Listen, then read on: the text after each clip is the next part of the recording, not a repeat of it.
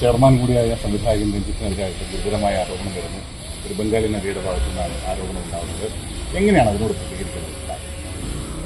അതിൽ academy chairman എന്നുള്ള നിലയിലല്ല അത്. ആരോപണം വളരെ ഗൗരവപ്പെട്ടത് തന്നെയാണ്. ഗവൺമെൻറ് അതിൽ നടപടിയെടുക്കുമെന്നാണ് ഞാൻ പ്രതീക്ഷിക്കുന്നത്. അതിലൊരു പ്രധാനപ്പെട്ട ഒരു വിഷയം വരുന്നത്, ഇങ്ങനൊരു ആരോപണ വിധേയനായ ഒരാൾ ഈ അക്കാദമിയുടെ ചെയർമാൻ സ്ഥാനത്ത് തുടരുന്നത് ശരിയാണ്? ഇല്ല, അതിപ്പോൾ ഒരു ബംഗാളി നടിയാണിപ്പോൾ വളരെ കൃത്യമായി സാറിൻ്റെ പേരടക്കം എടുത്ത് പടത്തിൻ്റെ പേരടക്കം പറഞ്ഞുകൊണ്ട് ഇന്നലെ ഒരു ഇൻ്റർവ്യൂ കൊടുത്തത്. അതിലാണ് ഞങ്ങൾക്കത് കണ്ടത്. അപ്പോൾ അത് വളരെ ഗൗരവപ്പെട്ട ഒരു വിഷയം. എന്തെങ്കിലും ഒരു പടത്തിൽ എടുക്കാത്തത് കൊണ്ടോ എടുക്കുന്നത് കൊണ്ടോ ഒന്നും ഒരു ആരോപണം, ഇത്തരം ആരോപണങ്ങൾ ഒരാൾ ഉന്നയിക്കില്ല. അതും ഒരു സ്ത്രീ ഉന്നയിക്കില്ല എന്നാണ് ഞാൻ വിചാരിക്കുന്നത്. അപ്പോൾ അത് വളരെ ഗൗരവപ്പെട്ട വിഷയം തന്നെയാണ്.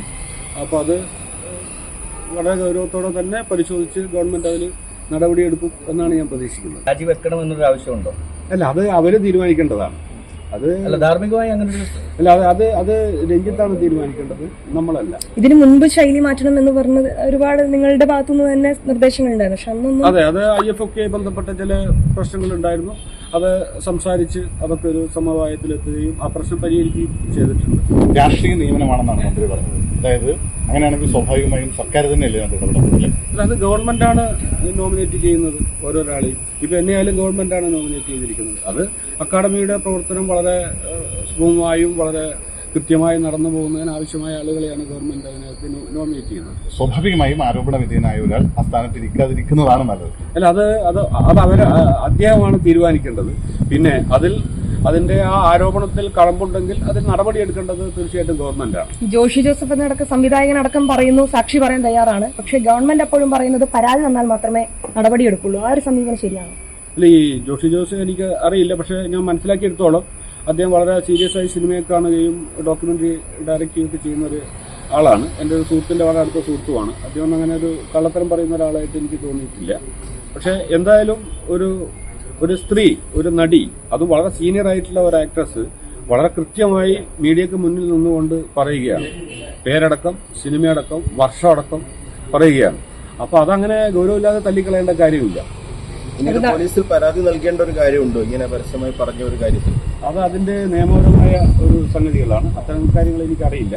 എന്തായാലും ഗവൺമെന്റ് ഒരു കമ്മിറ്റിയെ നിയോഗിക്കുകയും ഈ മേഖലയിലെ പ്രശ്നങ്ങളെ സമഗ്രമായി പഠിക്കാൻ തയ്യാറാവുകയും ചെയ്തത് ഈ വലിയൊരു കാര്യമാണ്.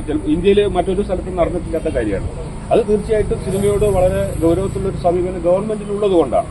അപ്പോൾ ആ കമ്മിറ്റിയിൽ കമ്മിറ്റി മുന്നോട്ട് വെച്ചിട്ടുള്ള നിർദ്ദേശങ്ങൾ, പ്രശ്നങ്ങൾ, അത് ഗവൺമെന്റ് തീർച്ചയായിട്ടും ഗൗരവത്തോടെ പരിശോധിക്കുകയും ആവശ്യമായ നടപടികൾ ഉണ്ടാക്കുകയും ചെയ്യുന്നതാണ് ഞാൻ പ്രതീക്ഷിക്കുന്നത്. എനിക്ക് ഗവൺമെന്റ് അങ്ങേയറ്റം വിശ്വാസമുണ്ട് അത്തരം കാര്യം. ഇതില് പല പേജുകളും വെട്ടിമാറ്റിയ ഒരു സംഭവമൊക്കെ ഉണ്ട്. അപ്പോൾ അത് ഏത് രീതിയിലാണ് കാണുന്നത്? അല്ല, അതിനെ ഞാനതിനെ കാണുന്നത്, സർക്കാർ എങ്ങനെ കാണുന്നു എന്നുള്ളത് എനിക്കറിയില്ല. പക്ഷെ ഞാനതിനെ കാണുന്നത് തീർച്ചയായിട്ടും ചില കാര്യങ്ങൾ ഇന്നലെ ഇപ്പോൾ ഈ ബംഗാളി നടി വളരെ പരസ്യമായി പ്രതികരിച്ചത് അവർക്ക് അതിൻ്റെ ഒരു ആർജവം ഉള്ളതുകൊണ്ടാണ്. എല്ലാവരും അങ്ങനെ പ്രതികരിക്കണം എന്നില്ല. അപ്പോൾ ചിലവരത് വളരെ രഹസ്യമായി സൂക്ഷിക്കാൻ ഇഷ്ടപ്പെടുന്നവരുണ്ടാവും. അപ്പോൾ അത്തരം ആളുകളുടെ പേര് വെളിച്ചത്ത് അങ്ങനെ പരസ്യപ്പെടുത്തേണ്ട കാര്യമില്ല. അത് നിയമപരമായി തന്നെ തെറ്റാണ്. അതിന്റെ ഭാഗമായിട്ടായിരിക്കും അത് മാറ്റി വെച്ചിട്ടുണ്ട്. സംസ്ഥാന സർക്കാരിന്റെ ഒരു ബോഡി എന്ന നിലയിൽ കൂടിയാണ് ചലച്ചിത്ര അക്കാദമി എന്ന് പറയുന്ന ഒരു സംവിധാനം ഉണ്ടാകുന്നത്. സ്വാഭാവികമായും ധാർമ്മികമായി അതിന്റെ ചെയർമാൻ സ്ഥാനത്ത് ഇരിക്കാൻ രഞ്ജിത്തിന് അർഹതയുണ്ടോ ഇല്ലയോ എന്നുള്ളതാണ് ചോദ്യം. അല്ല, ഇതിപ്പോ അക്കാദമിന്റെ ഒരാളായിട്ടല്ല ഞാൻ സംസാരിക്കുന്നത്. കാരണം അത് പറയാൻ എന്നെ ആരും ചുമതലപ്പെടുത്തിയിട്ടില്ല. അതുകൊണ്ട് തന്നെ ഞാൻ വ്യക്തി എന്നുള്ള നിലയിൽ, ഒരു ഫിലിം മേക്കർ എന്നുള്ള നിലയിലാണ് പറഞ്ഞത്. അത് അവരവരുടെ തീരുമാനവും അവരവരുടെ ഒരു ആലോചനയാണ്.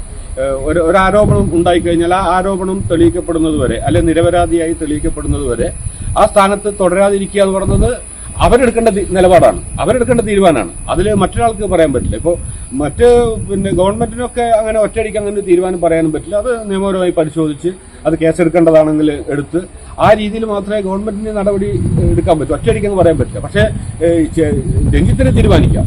ഇങ്ങനൊരു ആരോപണം വന്ന സ്ഥിതിക്ക് ഞാൻ ഈ സ്ഥാനത്ത് തുടരുന്നത് ശരിയല്ല എന്ന് വേണമെങ്കിൽ രഞ്ജിത്തിന് തീരുമാനിക്കാം.